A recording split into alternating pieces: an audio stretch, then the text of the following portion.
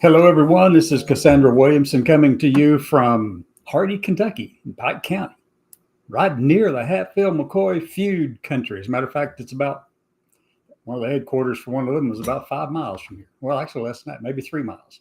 So, yeah, this is where I'm from, right here in the middle of Hatfield-McCoy feud country. If you don't know what that is, okay, that was something from back in the Civil War days when the Hatfields and McCoys, one was on one side, the other was on the other side of the war and all that. And then after the war, they still had a lot of animosity.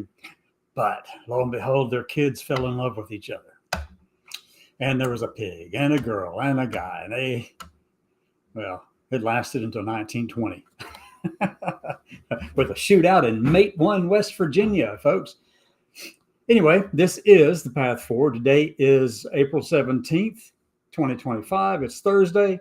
One more day to the weekend, and many of you have tomorrow off because it is a holiday weekend. And to those of you who do celebrate Easter, I hope you have a great weekend, an Easter weekend. Enjoy it as much as possible. Get out. Whatever you do with your kids and your families, do it. Be there for them and be there for each other. And don't talk politics. Stay away from that topic. I mean, unless, of course, you just need to be saying something, but make sure that whatever you do say, it comes out as being respectful and decent, and that you have an ear for each other. You want to listen to someone, okay, rather than impose yourself on someone or something or whatever, okay. That's been part of the problem in our society all along, hasn't it? That so many people here in this country and in the world, really, we've gotten to the point where we think we have a right to impose ourselves and our lives and our beliefs on somebody else when you don't. And that goes for everything, including these hard truths that I'm getting ready to talk about for transgender and non-binary Americans and for Americans in general, for everyone in general, primarily. But, specifically, I'm directing it at those transgender Americans and non-binary Americans and veterans and active duty service members who are trans and whatever. So I'm directing this at all of them. I know there are some strong leaders in this community. I know many of them, many of them. I've met many of them around the country. Back when I toured the nation and visited all the lower 48 states about 3 years ago. So it's definitely, we've got some great leaders out there, not just leaders in the community, but leaders who are our allies and supporters and defenders, whether some are in government, some are not. Many have been put out of government because of the stupidity that's in the White House, the ignorance that's borrowed from Viktor Orban and Putin, and I mean, whatever it is. But anyway, so that's a lot of what I'm talking about here, is that we've got people who know how to lead. They are leading. They're being the example in the community. They're standing up for things.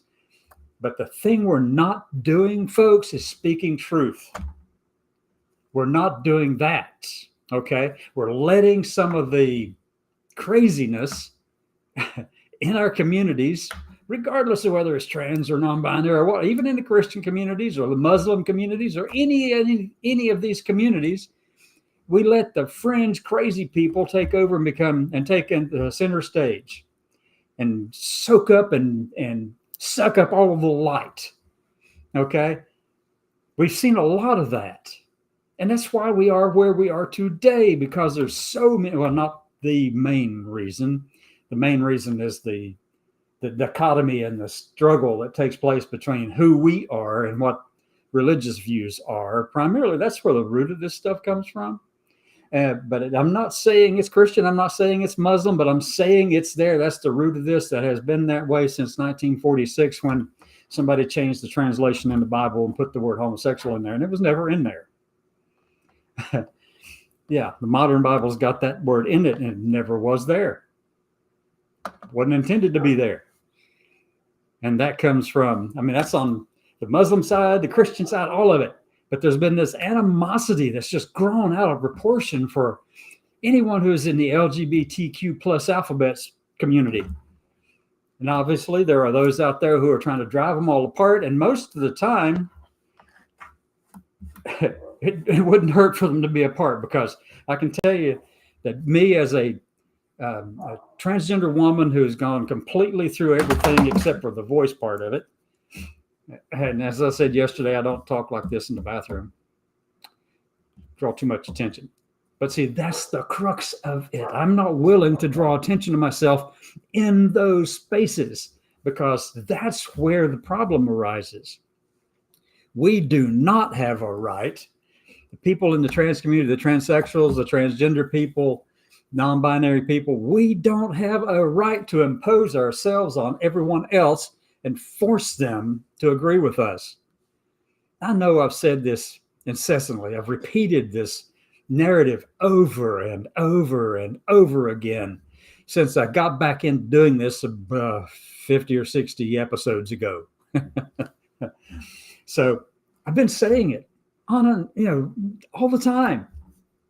The problem is we have to respect the spaces you're going into. You don't need to have a victim mentality. You don't go out here and say, oh, lo and behold, they're treating me badly. We just can't have this anymore. What am I going to do? How am I going to do this? Well, look in the mirror and decide if something you are doing needs to change. That's the trick here. That's not really even a trick. That is the way to your safety. The way for you, the path forward for you, means that you have to respect the spaces that you're going into. And if you know you don't fit there, if you know you don't fit into the norms, the stereotypical norms, and they're valid and important to preserve, if you don't fit into those stereotypical norms, don't go in the darn space. And I'm going to say this again, and I know people will disagree with this. And I also know, by the way, before I even say it, I know that the science is on the side of trans athletes competing with women. But the thing is, the media on the right has taken it and turned it into something it's not.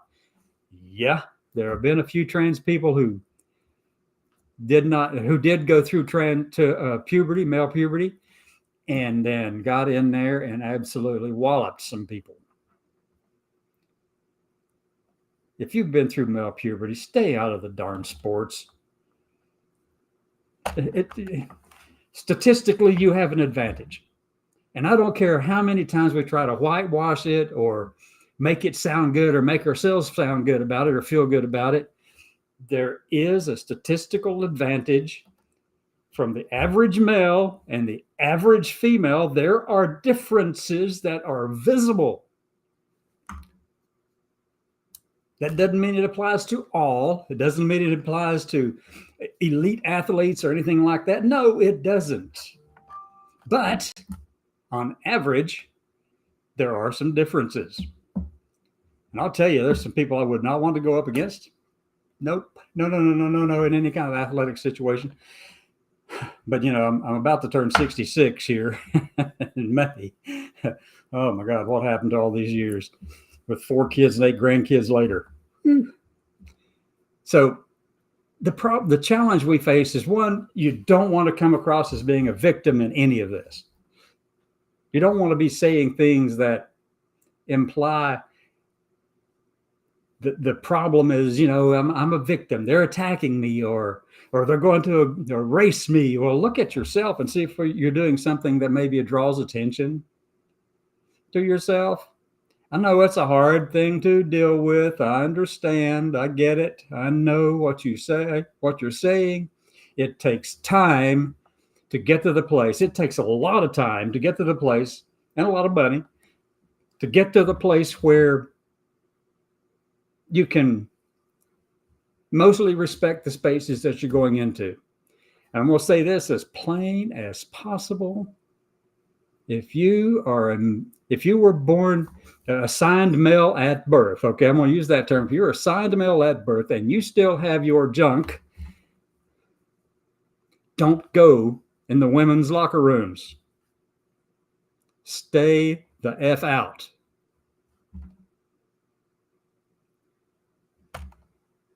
That's the problem, folks, is that We know there are people out there who are looking for every single incident that involves things like that, whether it represents the entire community or not. Most of us actually are respectful of the spaces that we want to go into.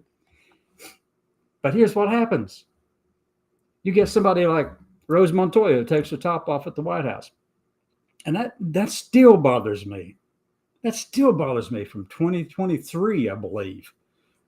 Maybe, or 2024. I don't know, somewhere around there. But that is so disrespectful to yourself and to the institution that you were in and to the rest of us in this community. Now, why did I bring her name up again? Now, I've brought it up before. Well, I saw it in some news story again today. She was mentioned in a news story today, again, somebody over on the right. I've seen stories recently about the person who went into the locker room, wasn't a locker room, a sauna, I think maybe, or something that was a women's only space out in California, and ended up in the court system over it. Yeah, because, you know, they completely disrespected the women who were in there and exposed themselves to people and to kids in that space. I'm going to tell you, that makes me so irate that I would almost be willing to take somebody out back to the building out back and use a 2x4 on their behind. Yeah, this old Marine. Yeah, some things are just crazy. And people aren't thinking when they do stuff like that, or if they are, what they're trying to do, and in many cases, this is what they're trying to do. They're trying to make a statement, and then they get all bothered because their statement actually did what they thought it was going to do, but they wanted that kind of attention. Well, it becomes cannon fodder for people who don't want us around. All those religious people out to the extreme, not all religious people, by no means, but not even a majority of them for that matter. It's just a handful of people who are actually controlling some of these organizations around the world right now. You know, Alliance Defending Freedom, Family Research Council, Eagle Forum, you know, you can name off and rattle off a whole bunch of them. They're there, okay? But those are the extremes. They are the ones who keep fanning these flames and finding little things to keep putting it out there. So we have the onus and responsibility to shine a light on the people who are being dumb and harming the rest of us. And I'm gonna keep drilling on this and keep drilling on this. I had some news stories I wanted to talk about today. One of them is, let me see, just the titles. I'll get the titles up here. I've got 3 monitors now, just so you know. It's kind of like, if you see me looking around, it's like I'm quickly perusing everything in the room. So the entire department at the Pentagon resigned because of DOGE. That was a title from Tag 24 News. Ray Harris wrote it a day ago. And then internal Trump administration documents reveal massive budget cut proposal for federal health agencies. That was from CNN. And that was earlier, yesterday probably. But why is that of importance to me? Because you're cutting out research. People, they're out here trying to find things that make us look bad and makes them and their beliefs look good. And they're fabricated. They're going to fabricate the research to make it sound the way they want it to sound. Just take as an example what RFK Jr. has been doing with the research that had to do with vaccines. Autism, I believe. Yeah, autism recently. The study didn't say anything about what he was out here talking about. The study did not say what he is saying in all the media yesterday and today and this morning, whatever. It didn't say that. And the researchers who were doing it were pushing back against that.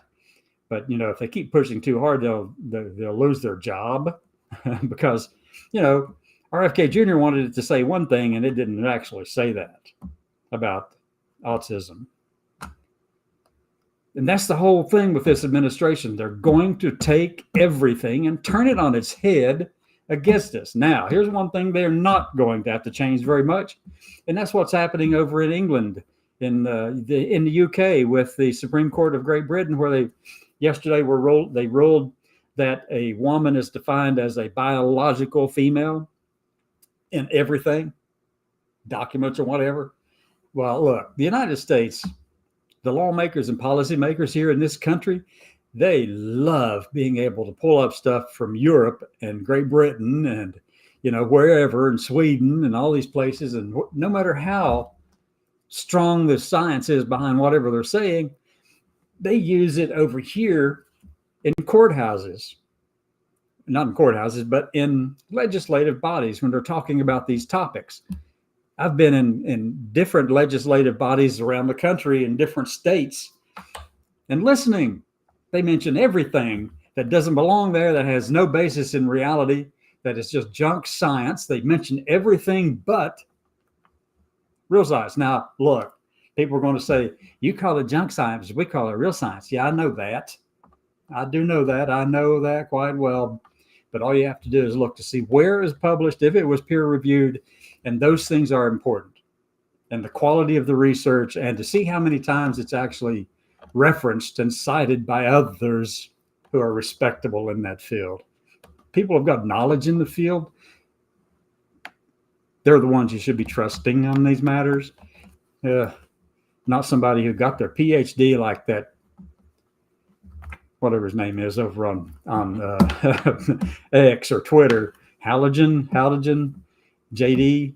He's a PhD. He's a psychiatrist, and I keep sending him messages to send his PhD back. Cracker Jack sold him the wrong one because that guy's a nutcase. It really is. Oh my God! But many of them, by the way, they actually removed me as one of their followers. It doesn't take them too long. Matt Walsh did at one time. I followed him back.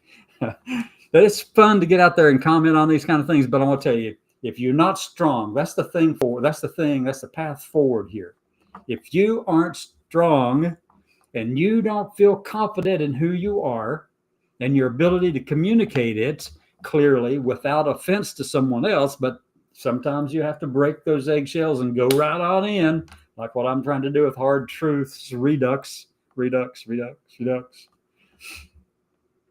You've got to be able to move forward in all these things. Stand up, pull your panties up, lace up your boots, and go forward one step at a time.